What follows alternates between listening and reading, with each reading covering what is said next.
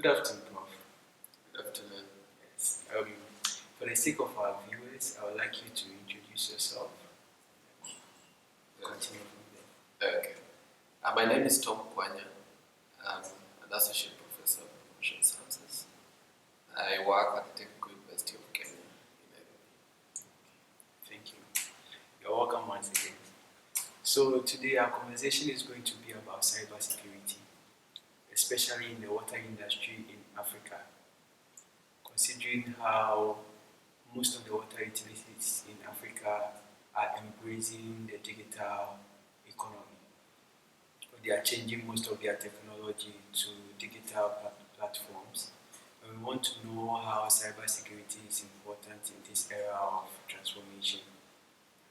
So first of all, what is cybersecurity and why is it important? Okay.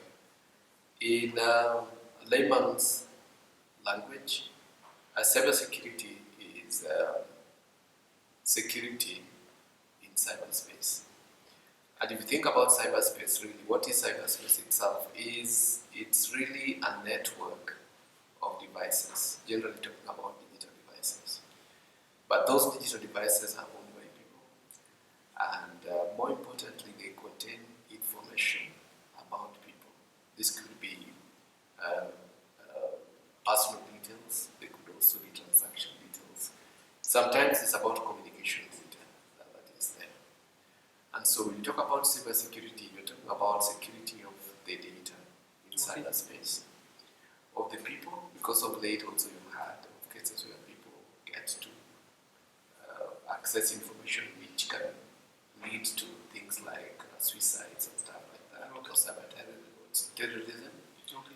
So there's that protection of people themselves, information about people, and also security or protection of data.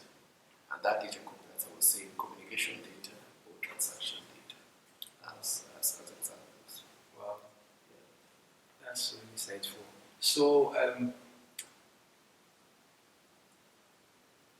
how did it all start?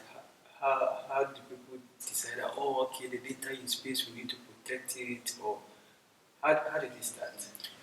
Of course, anywhere where the human beings are involved, the issue of security always emerges because there are people who are malicious.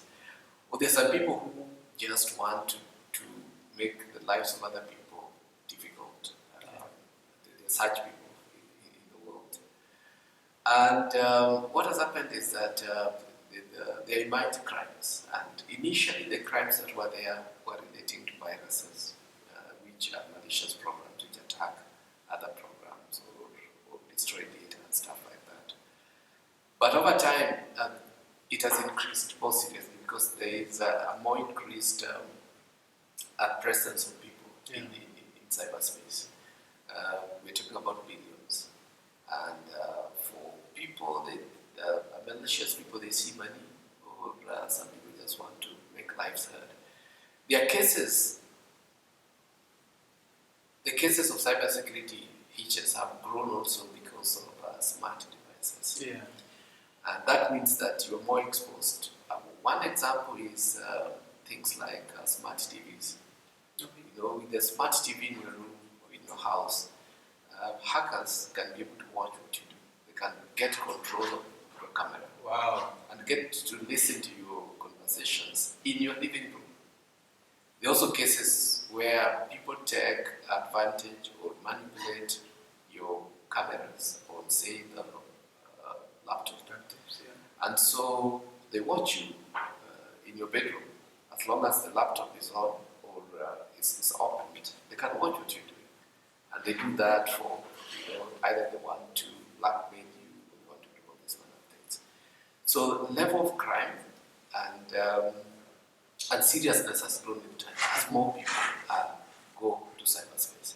It also means that as more people migrate either business or social communications, so are malicious people as well. And so it means then that cybersecurity has become more serious than it was before. And also because of e-commerce and online transactions have grown. And because of that, it's an area of interest. Yeah. And I think that a lot of people are using these digital platforms, but they are not really aware of the cybersecurity issues that comes with it. That's true. And maybe you've heard of this development. We are talking about the Internet of Things, and you're saying that ordinary things like a chair, like a table, are going to have intelligence to be able to network or to respond to signals over the internet or whatever kind of networks, and to that extent behave as if they were people or they have intelligence. And people are excited about all that. You're freeing your door, your key, your doormat, things like that. But what people are not conscious about is a kind of security vulnerability that you expose yourself to. And by the way, there's something that people don't know is that anything digital is permanent. Anything digital is permanent. Wow. Meaning that if I take a photo of you or infringe your data in a digital form, I can do whatever it is, whatever I want to do with it, and you may never ever be able to permanently delete it. Yeah. And so anything that goes digital, regardless of what it is in terms of security, brings in a lot of vulnerability. And it's unfortunate that people get excited about the benefits that come with cyber presence, which is true. But apart from that, we should be very careful about the kind of engagements that we have and take our security more seriously than we actually are currently doing.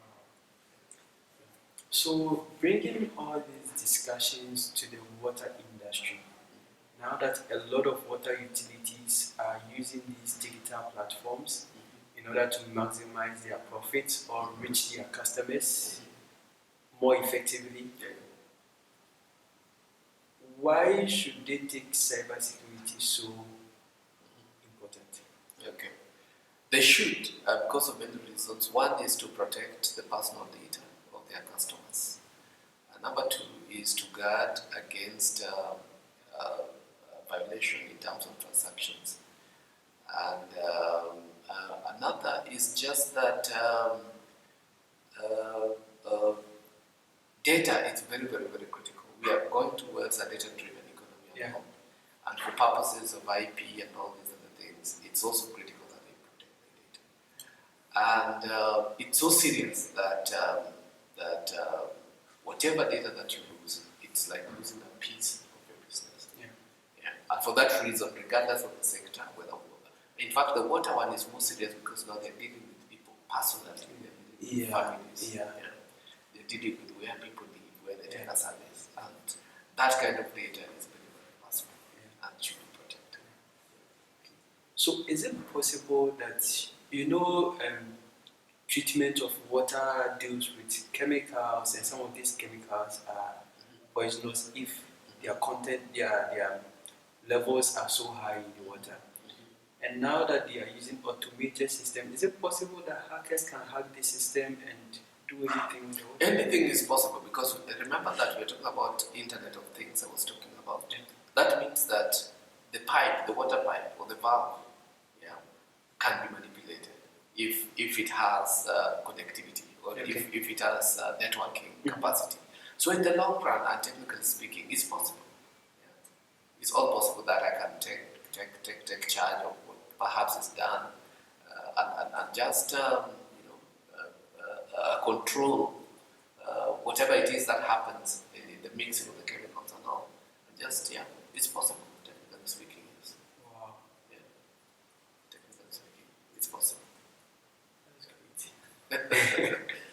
So I would like to ask, because from literature, Kapelski is saying that in the year 2014 to 2017, there are about 3.5 billion cyber attacks that have been performed in Africa alone.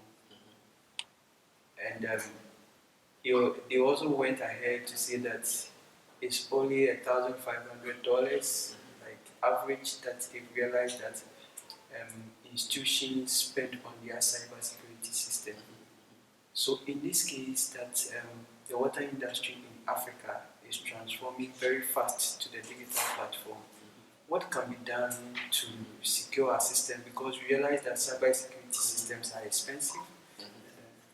So what could be something that we can do to avert this? Okay. There are many things that can be done, but the first is to begin with selecting the system. No system comes security proof. They come with all manner of challenges, and when selecting what system to acquire or deploy, it's critical that you think one of the issues that you should consider is security of that system. Yeah. Of course, no system is ever 100% secure, but what kind of trade-offs can you make? Are they so serious? Okay. Yeah. But then number two is that they should all take security measures. If it is in a network environment, for instance, yeah, some organizations don't even have firewalls, which are very, very basic. Yeah. And those are some of the things that they should talk about. What are systems they can use to protect attacks from out of the network? And some of them are so cheap. Yeah. And perhaps cheap is the wrong one. It's affordable. Yeah. But sometimes many organizations in Africa don't just give it up. They don't take that too seriously. Another thing that they could do is go into networks of collaboration where they can collectively purchase a more technical and expensive security system which they can then share together and use perhaps at a national level, or regional, or intercorporate level. Wow.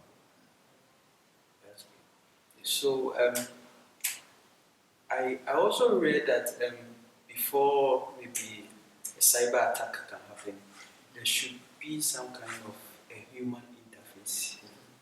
So is it also right that companies like these water companies train their employees to be also aware of these cybersecurity issues? They should. And unfortunately, the greatest security vulnerability in any information system are the workers.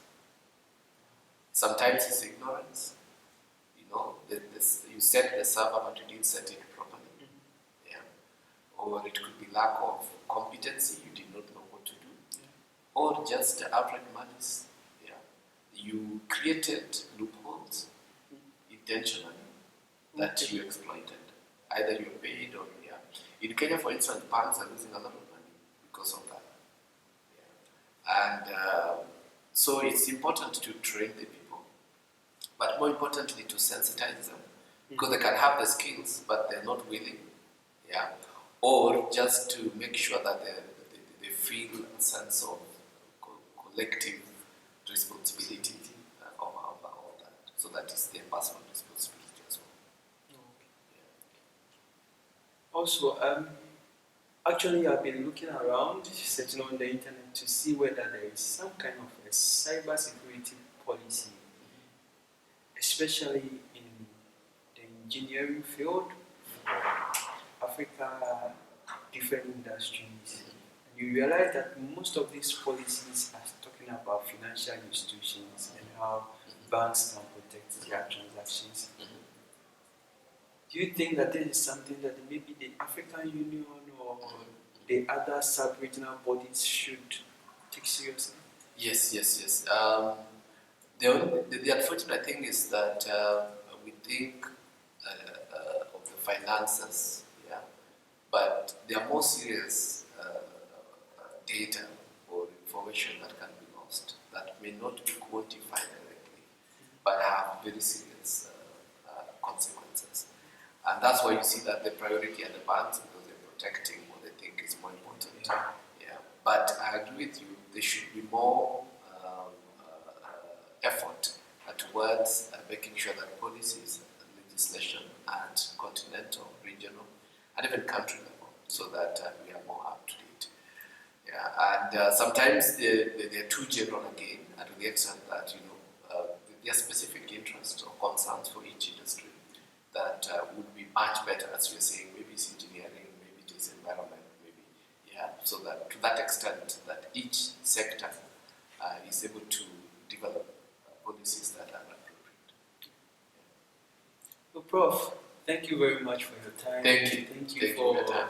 giving us this information. So I believe that viewers out there and listeners would also try to put these things to practice. Thank you. And most importantly, I think our regional authorities, those who make policies, should look at cybersecurity in a holistic manner.